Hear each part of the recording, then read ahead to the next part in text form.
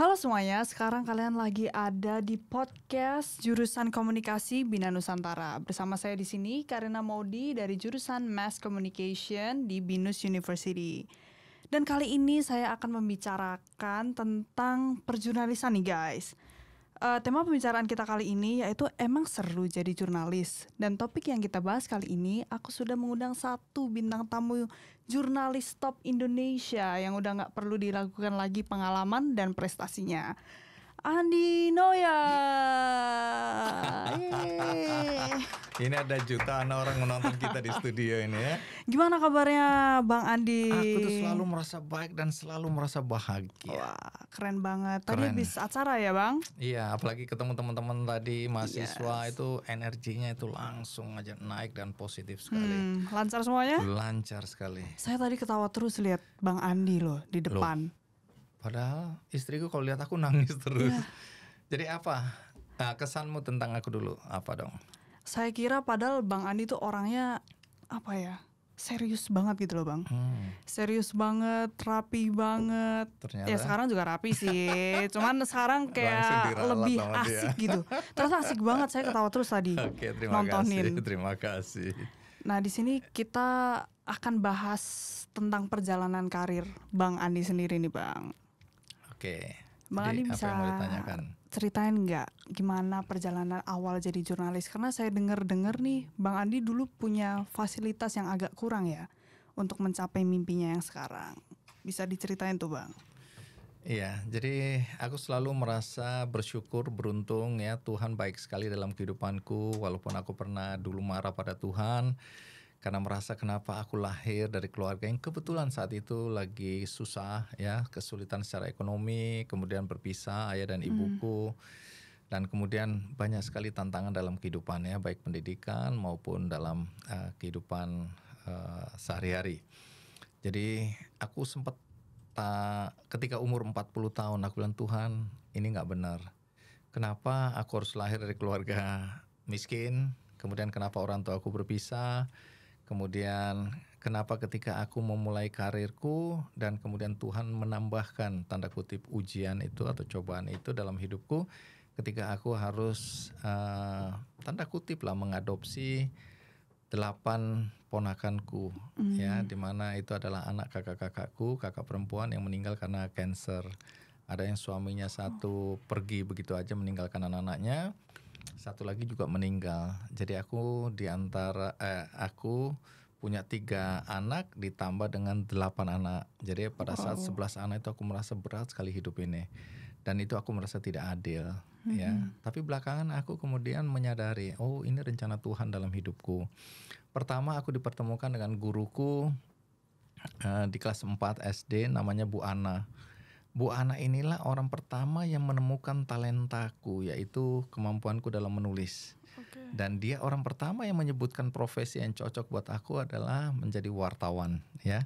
Walaupun sekali lagi aku dulu dengernya hartawan gitu ya. Jadi aku tanya ke ibuku bilang, oh itu orang yang punya uang banyak itu, kaya raya. Oh aku ingin jadi hartawan. Belakangan maksudnya wartawan. Ya. Tapi setidaknya itulah profesi yang diperkenalkan oleh guruku yang menemukan talentaku. Kamu pinter sekali Andi Noya dalam hal menulis, mengarang, bahasa. Jadi pekerjaan yang cocok buat kamu adalah jadi wartawan. Nah itu kemudian ada di dalam alam bawah sadarku. Aku ingin jadi wartawan. Walaupun oleh karena kemiskinan aku disekolahkan di sekolah namanya STM, Sekolah Teknologi Menengah. Atau sering diplesetkan jadi sekolah tanpa mikir, sekolah tawuran melulu. Ya kan anak-anak STM kan. Aku jurusan mesin. Tapi itu tidak menguburkan mimpiku untuk menjadi wartawan. Sebagaimana menurut guruku itu adalah profesi yang paling tepat. Dan memang tanda-tanda itu sudah semakin kuat walaupun aku adalah orang teknik. Tapi aku dalam kehidupan sehari-hari lebih suka sastra. Bacaannya, aku bikin puisi ya. Aku kemudian ikut kompetisi-kompetisi untuk baca puisi, berkesenian ya. Dan aku ikut latihan-latihan teater dan seterusnya. Aneh memang bagi sebagian teman-teman di teknik yang bilang kok kamu ini aneh. Kita orang teknik tapi kamu lebih suka yang seperti itu, ikut latihan-latihan teater. Nah, akhirnya aku tamat STM ya dengan segala upaya karena ini soal ekonomi. Kemudian aku berusaha keras waktu itu dibantu oleh ibuku sebelum dia meninggal untuk masuk ke namanya Sekolah Tinggi Publisistik. Itu adalah sekolah untuk jadi wartawan. Yang aku baru tahu dari majalah Gadis. Nah, bayangin anak STM bacaannya Gadis. Karena emang suka baca. Karena suka Semuanya baca. dibaca. Dan aku bacanya di Blok M. Kalau ada majalah-majalah itu aku pura-pura mau beli padahal aku baca, kesempatan baca gitu ya. Berarti tetap mengambil kesempatan ya Om, walaupun tetap kepepet kayak gitu. Betul, karena nggak punya uang kan. Jadi setiap kali ke Blok M baca-baca. Dan aku mulai lihat, oh bikin cerpen itu seperti ini. Aku kayaknya bisa. Mulailah aku kemudian akhirnya diterima di STP itu. Walaupun nggak boleh sebenarnya. Karena aku kan anak lulusan Mesin teknik, mesin nggak bisa harusnya. Tapi singkat kata dengan perjuangan ibuku juga, karena rektornya kasihan juga, akhirnya aku boleh masuk dengan catatan semester 1 aku nggak memenuhi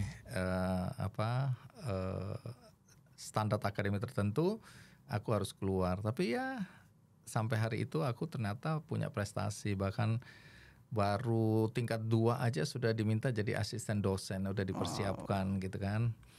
Nah itu yang membuat aku merasa ya memang inilah bidangku, inilah kehidupanku. Dan di situ aku kemudian bilang, Tuhan terima kasih, Tuhan sudah menemukan aku sudah menemukan bidang yang tepat untuk aku.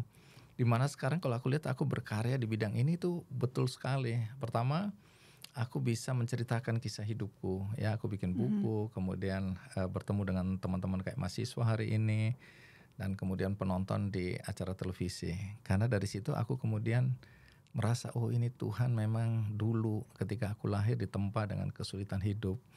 Kemudian dia menemukan atau memberikan aku kesempatan untuk jadi wartawan. Dan kemudian sekarang itu kecenderungan aku memanfaatkan atau menggunakan duniaku sebagai wartawan untuk dulu menulis, sekarang melalui televisi. Menyampaikan cerita-cerita tentang kebaikan. Nah itu perjalanan hidupku sampai hari ini. Berarti mimpi Bang Adi ini dimulai dari kelas 4 SD, dari gurunya itu ya? Betul. Terus ketika SMA masuk di STM, teknik mesin, itu masih menggeluti dunia tulis-menulis itu ya Bang? Iya, di samping pelajaran, di luar urusan pelajaran aku ikut aktif di hal-hal seperti tadi aku ceritakan, sastra. Berarti tetap ikut teater. Iya, itu sastra. Buat teman-teman di STM itu menggelikan gitu loh ya. Karena nggak wajar dianggapnya. Bahkan aku pernah ikut satu hari lomba puisi. Aku kan dulu ada porseni namanya Pekan Olahraga dan Seni. Nah kalau di STM itu hanya ikut olahraganya. Karena seni dianggap itu bukan bidangnya, menjijikan, memalukan. Nah aku satu hari tanya ke guruku, kenapa kita nggak ikut seninya? Udah malu-maluin aja ngapain, dan nggak ada talenta di situ. Aku bilang aku mau gitu loh. Nggak usah, kita nggak usah ikut itu. Bahkan guru pun tidak mensupport ya? Tidak. Nah tapi aku kan penasaran, akhirnya aku daftarin sendiri, ikut lomba sendiri dan juara 3 waktu itu kan. Tapi bawa piala ke sekolah. Aku bilang saya menang apa? Baca puisi. Aduh kamu ini malu-maluin aja gitu. Tidak dianggap? Tidak dianggap, malah ya, akhirnya pialanya tetap ditaruh di kantor kepala sekolah. Tapi tetap orang-orang bilang ngapain sih ikut-ikutan gitu. Jadi mereka tidak atau kurang menghargai bahwa ya dunia sastra, teater, baca puisi itu adalah dunia yang aku sukai. Nah itu yang membuat aku memang wartawan adalah duniaku. Sehingga akhirnya aku mengejar itu untuk bisa sekolah ke STP walaupun tidak tamat sampai hari ini. Oke. Berarti ada pasti pengalaman yang paling berkesan selama perjalanan karir jadi wartawan dan jurnalis itu, Om. Bisa diceritakan?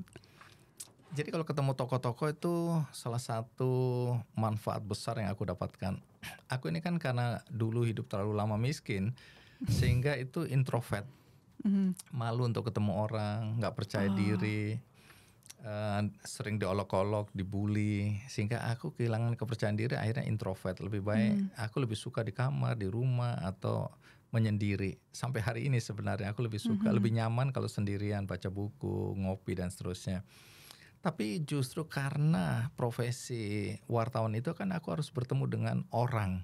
Dan orang-orang ini kan wah lebih banyak orang-orang hebat, tokoh, Ya, sosok yang aku kemudian belajar dari mereka. Apa yang membuat mereka sukses? Secara tidak langsung maupun langsung aku mulai belajar. Oh, untuk sukses itu harus mempunyai kriteria A, B, C, dan D. Kemudian gara-gara profesiku, aku jadi ekstrovert kelihatannya. Jadi lebih aktif untuk bertemu orang, muncul di acara-acara terbuka, ketemu orang-orang banyak dan seterusnya. Dan aku punya dua sisi itu. Di satu sisi sebenarnya sifat aslinya introvert, tapi karena profesi tuntutannya seperti itu, aku jadi ekstrovert, lebih membuka diri. Nah, itu pengalaman yang menurut aku sangat berharga dalam hidupku. Kemudian belakangan aku menyadari bahwa profesi ini juga bisa memberikan kontribusi kebaikan bagi masyarakat. Apa itu? Melalui tulisan, dulu aku sering menulis hal-hal yang menginspirasi. Kemudian setelah ada di dunia televisi, aku mencoba menampilkan program yang juga bermanfaat bagi banyak orang atau bagi penonton. Nah, program itu yang kemudian kita lihat sekarang, Kick Andy. Ini usianya sudah 18 tahun. ya, keren. Bukan keren, nggak tahu diri hostnya. Keren loh, saya tadi lihatnya asik banget dan itu sangat inspiratif sih. Teman-teman saya yang Gen Z nih, maksudnya perbedaan umurnya kan agak jauh ya Om. Dari Jadi batuk aku. dari apa target audiensnya nih. Tapi teman-teman saya pada nangis semua tadi. Astaga. Pada nangis, pada terharu sama kisah-kisah inspiratif Oh, yang kira kasihan karena ini orang udah tua kok nggak tahu diri. Enggak ya? dong, Enggak enggak ya. dong. Ya gitu. Berarti yang paling berkesan tuh self-changing dari introvert ke extrovert itu ya? Iya, kalau ketemu orang ya semua berkesan. Mulai dari tukang beca, tukang jamu sampai presiden. Aku pernah wawancarain, pernah bertemu. Tapi ya itu berkesan sekali. Tapi yang membuat aku terkesan dalam perjalanan hidupku adalah bagaimana Tuhan itu merencanakan. Apa yang dulu aku tidak tahu bahwa itu rencana Tuhan ya. Dulu aku pikir, waduh Tuhan ini ternyata jahat sekali dalam hidupku gitu.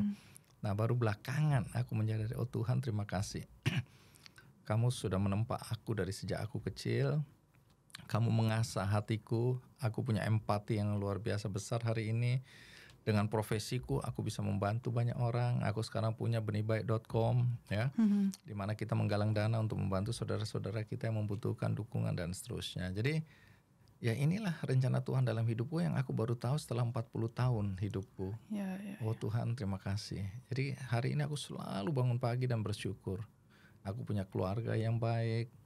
Kemudian aku berada di lingkungan orang-orang baik. Kemudian aku dikasih kesempatan untuk berbuat baik ya. Kalau dengan kemampuanku sendiri, aku dan istri punya yayasan, kami punya sekolah tanda kutip ya tidak berbayar. Tapi aku lebih melihat bahwa dengan profesi aku ini Tuhan memberikan aku kesempatan yang lebih daripada sekedar kemampuanku sendiri. Aku bisa mempengaruhi orang untuk berbuat baik, orang percaya pada kegiatan-kegiatanku. Dan kemudian mengajak serta orang, ayo kita menolong sesama kita. Dan itu dampaknya besar sekali dalam hidupku. Oke. Dari sekian banyaknya pengaruh positif yang Bang Andi lakukan nih, apa pencapaian yang paling membanggakan sampai sekarang untuk dikenang Bang? Yang membanggakan dan membahagiakan adalah ketika aku melihat bahwa dengan profesi ini, dengan apa yang aku lakukan selama ini, menengok ke belakang, aku bilang ya Tuhan, benar juga. Kalau dulu aku membutuhkan pertolongan, tidak ada orang yang mengulurkan tangan. Jadi aku harus, bukan aku lah, keluarga aku harus berjuang sendiri. Kemudian ketika aku dewasa, aku juga harus berjuang sendiri. Tapi dengan apa yang sekarang aku bisa lakukan, aku bilang, oh Tuhan, aku tidak ingin lagi anak-anak Indonesia atau anak-anak yang aku temui mengalami apa yang aku alami. Pertama soal perceraian. Aku selalu ingatkan kepada keluarga-keluarga, kalian ketika bersatu dalam mahligai perkawinan, itu kan atas dasar cinta kasih.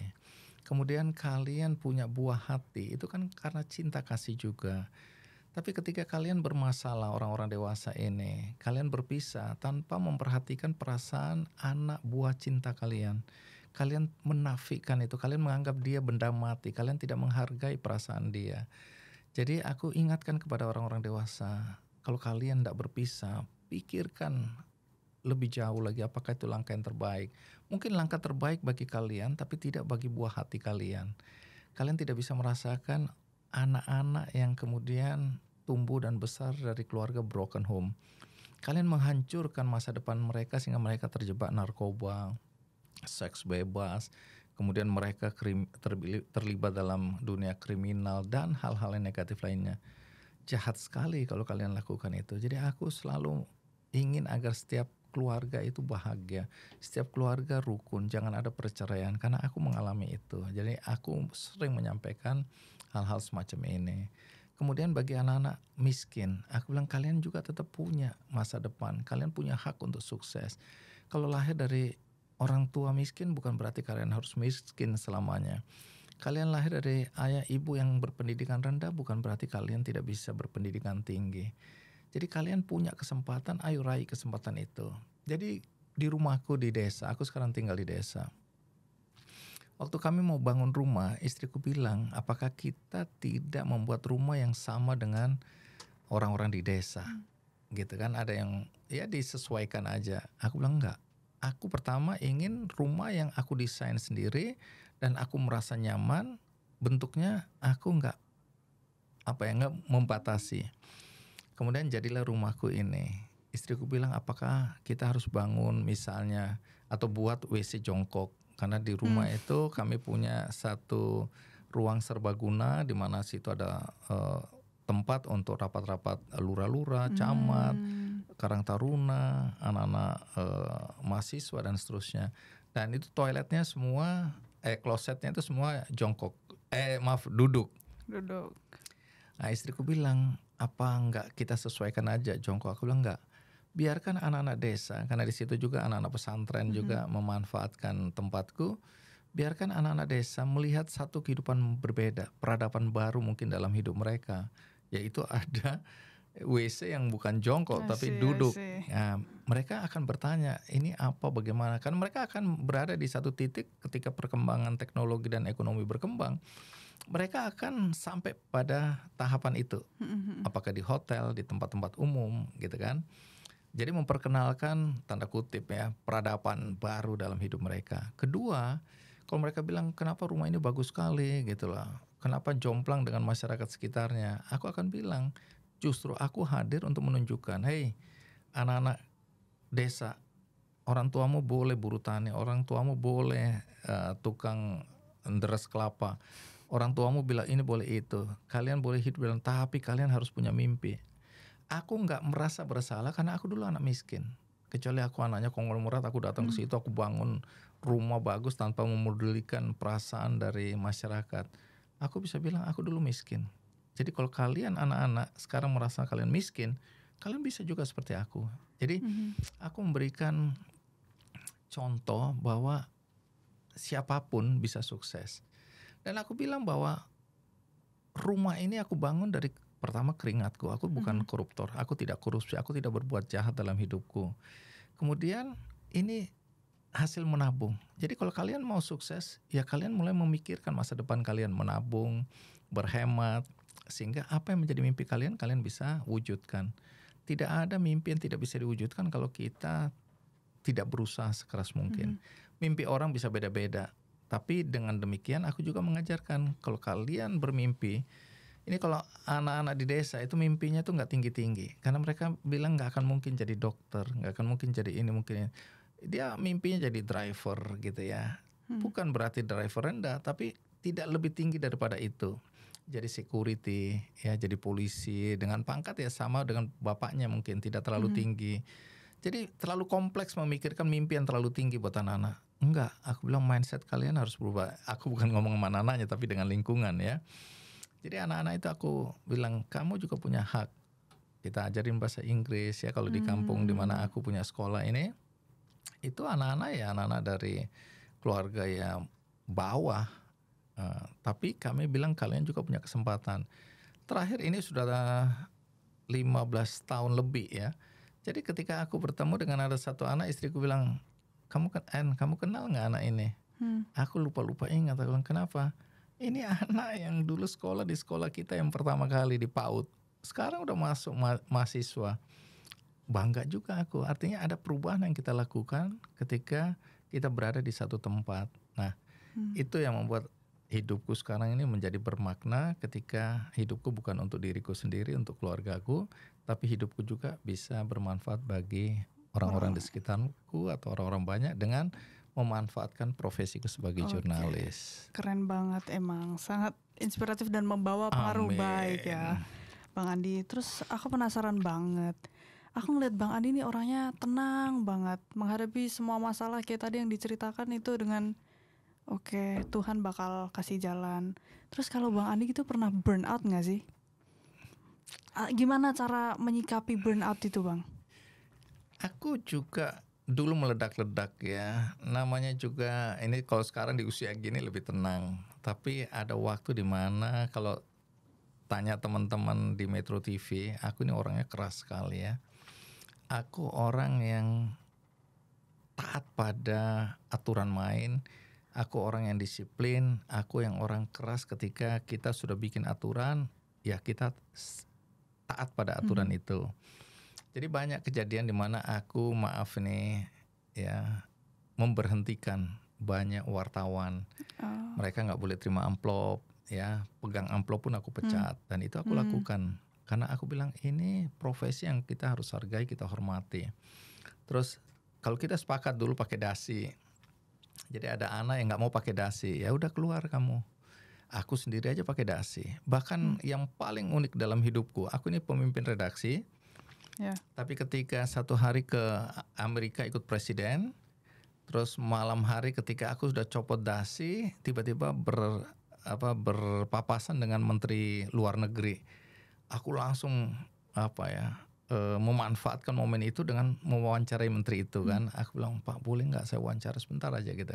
Dalam kondisi tidak lagi siap pakai dasi dan memang menterinya kan terburu-buru. Jadi udah setting di sebuah sudut hotel, ini di lobi hotel ya di Amerika. Nah setelah wawancara aku kirim gambarnya ke Indonesia. Apa yang terjadi di Indonesia heboh. Ini Andi Noe kok nggak pakai dasi gitu kan. Nah, jadi terus mereka bingung sendiri bagaimana nih aturannya kan harus pakai dasi kalau wawancara. Aku bilang begini, situasinya seperti ini tapi aku tetap salah. Jadi kalian kasih SP aku. SP1 boleh, SP2 boleh, surat peringatan. Loh, mana mungkin? Dan waktu itu jadi pemimpin redaksi. Aku paling tinggi jabatannya. Aku bilang jangan salah, ketika aku mewawancarai Menlu ini, aku dalam posisi reporter. Jadi kalian boleh kasih SP1 aku sebagai reporter, bukan dalam jabatan atau kapasitas sebagai pemimpin redaksi. Kalau pemimpin redaksi aku udah paling tinggi, gak ada yang lebih tinggi dari itu. Nah, jadi aku mengajarkan kepada anak-anak juga, apapun alasanku itu tidak dibenarkan karena kita sudah punya aturan. Nah, kalian boleh kasih aku SP1. Jadi itu cerita-cerita kecil bagaimana aku juga pada satu titik juga bisa meledak, tapi di lain sisi aku memahami bahwa ya usia juga menentukan. Makin kita dewasa atau bukan dewasa ya, mau bilang tua, senior, itu kearifan itu akan mengikuti. Jadi satu hari misalnya ya, aku memecat seseorang ya, jabatannya cukup tinggi tapi aku berhentikan. Terus Surya Paloh nggak setuju, Pak Surya ya waktu itu pemiliknya nggak setuju. Kami berantem, saya bilang saya akan tetap pecat. Akhirnya dia bilang oke, silakan kamu pimpinan di sini, kamu putuskan. Sesudah aku putuskan, dipanggil sama Pak Surya. Dia bilang, oke, kamu sudah bawa tidur kan satu hari. Hari berikutnya aku ketemu Pak Surya, terus dia bilang, oke, keputusanmu masih sama? Saya bilang masih sama. Saya berhentikan. Oke, saya hargai itu. Tapi dia bilang begini, nah sekarang kita bicara sebagai kakak dan adik ya. Keputusanmu terlalu keras, dia bilang gitu. Tapi aku hargai dan aku akan ikut dengan keputusanmu walaupun tadinya dia gak setuju. Tapi begini Andi ya, aku hanya ingatkan satu hari kelak nanti ketika kamu sudah seumur aku, caramu melihat persoalan, caramu memutuskan persoalan akan berbeda. Kamu akan melihat dari perspektif yang lebih luas, lebih besar, lebih holistik. Nah, jadi aku baru merasakan sekarang iya ya, kalau kita mengambil keputusan kita nggak bisa hitam putih, ada wilayah abu-abu yang juga harus jadi pertimbangan. Jadi itu kearifan yang aku dapatkan dari perjalanan hidupku. Jadi kalau kamu bilang tadi, kalau sekarang aku lebih bisa melihat dari semua perspektif untuk mengambil keputusan. Jadi lebih dewasa, lebih matang, dan lebih bijak lah. Berarti dulu tetap ada di masa-masanya Ada. sekali salah langsung tek gitu ya? Ada. Aku ini Tetap orangnya ada ya? keras sekali ya.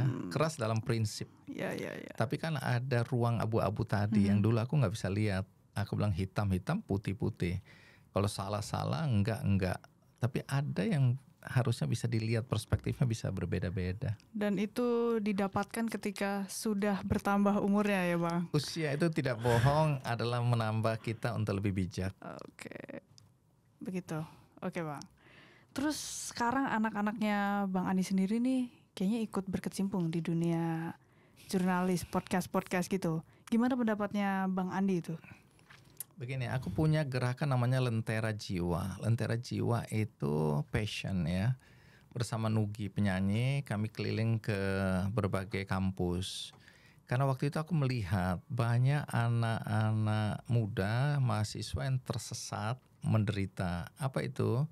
Ketika aku datang ke kampus, aku tanya, apakah jurusan yang kamu pilih ini adalah jurusan yang kamu kehendaki? Enggak, katanya gitu. Kenapa? Nah, alasannya ada yang karena orang tuanya ingin agar kalau orang tuanya dokter, anaknya pengen jadi dokter juga. Orang tuanya lawyers, anaknya dipaksa masuk ke hukum dan seterusnya ya. Jadi anaknya nggak happy. Dia masuk pada jurusan yang salah, yang bukan dia kehendaki tapi keinginan orang tua. Ada juga karena diajak pacarnya ya, kalau enggak diancam putus. Tapi begitu 1 semester udah putus, jadi dia layang-layang putus gitu ya. Terus kemudian ada yang karena teman-temannya ngajak ke psikologi, dia ikut. Tapi bilang ini bukan duniaku, aku nggak happy. Jadi dia karena sudah terlanjur masuk, sudah semester 3, 4, 5, udah dia nggak bisa kembali. Dan dia melanjutkan ya. dan kemudian di ujung sana dia bekerja pada bidang yang dia tidak bahagia, tidak suka. Banyak sekali kejadian seperti itu. Nah, aku kemudian bersama Nugi, ayo kita datang ke kampus-kampus, kita ingatkan, temukan lentera jiwamu, passionmu, apa yang kamu kehendaki. Khalil Gibran kan bilang, anak panah yang lepas dari busur, dia bukan anakmu lagi. Jadi aku memahami bahwa anak-anak punya mimpinya sendiri ya. Jangan paksakan apa keinginan orang tua terhadap anak. Orang tua tentu maksudnya baik, agar anak-anaknya bahagia. Jadi orang tua memilihkan bidang yang menurut orang tua akan membahagiakan anaknya, walaupun belum tentu seperti itu. Aku pernah angkat cerita tentang Three Idiots, ya, film Amir Khan, film dahsyat ini, yang menceritakan tentang fenomena bunuh diri di India. Ketika industri mulai tumbuh di sana, teknologi mulai tumbuh, anak-anak itu dipaksa oleh orang tuanya masuk ke jurusan teknologi, ke bidang teknologi.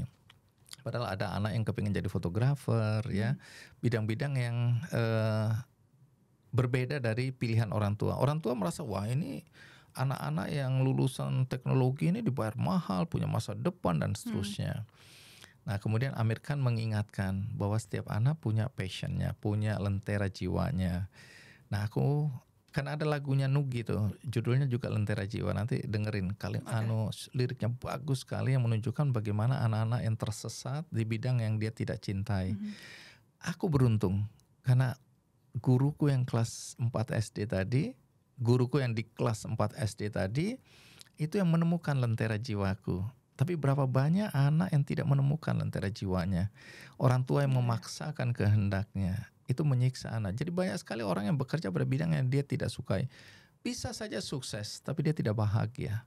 Nah, itu yang membuat aku merasa penting untuk datang ke kampus-kampus seperti sekarang, bercerita tentang lentera jiwa, tentang sesuatu yang harusnya bisa diwujudkan oleh anak-anak, dan sekaligus mengingatkan tentang tujuan hidup, purpose of life yang tadi disebutkan oleh Edo Zell itu ya.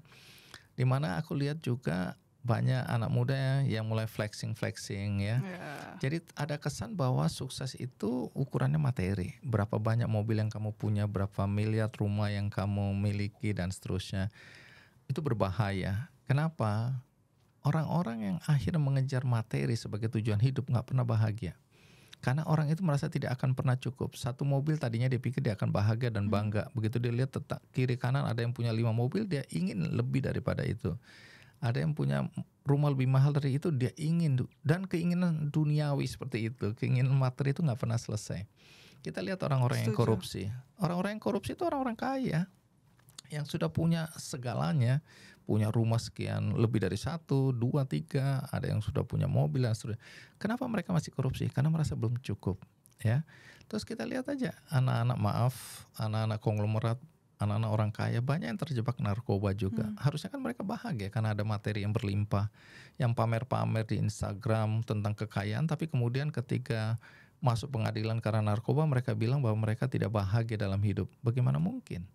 Nah, itu pertanyaan-pertanyaan yang membuat aku merasa iya, aku harus ingatkan bahwa uang itu penting. Kita harus kaya, kita harus sejahtera, tapi jangan itu menjadi tujuan. Itu hanya alat untuk mencapai tujuan akhir. Apa itu? Kebahagiaan. Apa yang membuat seseorang berbahagia? Ketika dia bermanfaat bagi orang lain, ketika dia berdampak bagi orang lain. Jadi jadilah satu sosok yang berdampak, gitu. Berbagilah ketika kamu punya rezeki yang berlimpah. Karena banyak di antara kita, saudara-saudara kita yang membutuhkan uluran tangan. Nah, itu yang aku ingin jalani dalam kehidupanku di ujung-ujung ini dengan profesi sebagai jurnalis. Jadi seorang jurnalis itu, teman-teman, tidak hanya menyampaikan informasi bagus, karena banyak orang mendapatkan arahan, ya, kompas untuk melanjutkan hidupnya setelah mereka dapat informasi, ya, informasi yang benar yang tentu. Kemudian bisa juga ditingkatkan bahwa dengan profesimu itu kamu bisa mendorong orang berbuat baik dalam hidupnya atau dalam hidup kelompok-kelompoknya. Jadi powerful sebenarnya jurnalistik ini, komunikasi. Nah, itu yang membuat aku agak miris juga melihat situasi dan kondisi yang sekarang. Kalau kita lihat di era teknologi digital, semua orang bisa jadi wartawan, semua orang bisa mengunggah atau mengupload berita-berita, walaupun berita itu tidak dikonfirmasi, berita itu hoax, ya. Karena begini, dalam dunia jurnalistik, kalau kita sekolah ini di kampus, itu kan kita diajarkan juga etika, ya. Ketika kita bicara etika, kita nggak menyampaikan informasi yang menyesatkan, informasi yang negatif, ya. Kita menyampaikan informasi itu balance, ya, cover both side misalnya. Kita menyampaikan informasi itu dengan kesadaran bahwa jangan sampai informasi itu menyesatkan orang dan seterusnya. Tapi kalau kita bicara sekarang, kan itu tidak diajarkan kepada masyarakat. Jadi mereka nggak tahu bahwa harus ada etika di dalam penyampaian informasi. Nah, ini yang harus diluruskan oleh teman-teman yang belajar ilmu komunikasi, teman-teman yang punya profesi jurnalis yang benar di mainstream, ya, media-media mainstream. Ayo kita coba luruskan etika, kita sampaikan bahwa nggak semua informasi bisa disampaikan ke masyarakat suka-suka, ya, sehingga banyak sekali kita mulai bingung nih mana yang benar, mana yang tidak benar. Apalagi informasi-informasi itu berkaitan dengan kehidupan privasi orang. Kalau di dalam jurnalistik yang benar itu nggak boleh masuk ruang-ruang sampai masuk ke kamar-kamar orang, cerita tentang pertikaian antara suami dan istri dan seterusnya. Itu dihindari. Tapi apa mau dikata, masyarakat kita juga kadang kurang dewasa dan suka pada berita-berita seperti itu, ratingnya tinggi, ya. Orang berantem di depan televisi, maki-maki, itu ratingnya tinggi. Nah, kesadaran kita yang harus mulai tetap dijaga agar kita tidak mengembangkan itu atau tidak terjebak untuk masuk ke ranah di mana mungkin ratingnya tinggi tapi merusak masyarakat. Kita mau pilih yang mana? Kalau saya pilih yang ratingnya nggak tinggi tapi bisa memberikan kontribusi kebaikan bagi masyarakat. Oke, berarti sesuai dengan topik kita, emang seru jadi jurnalis. Jurnalis itu bukan cuman menyampaikan informasi kepada publik, ya, Bang, tapi tujuannya lebih besar, mempengaruhi positif bagi banyak orang dan bermanfaat bagi sekitar, ya. Betul sekali. Oke, sekian kisah-kisah inspiratif dan motivasi dari kisah inspiratif dari Bang Andi Noya. Thank you for watching. See you in our next podcast. 1 juta orang tepuk tangan.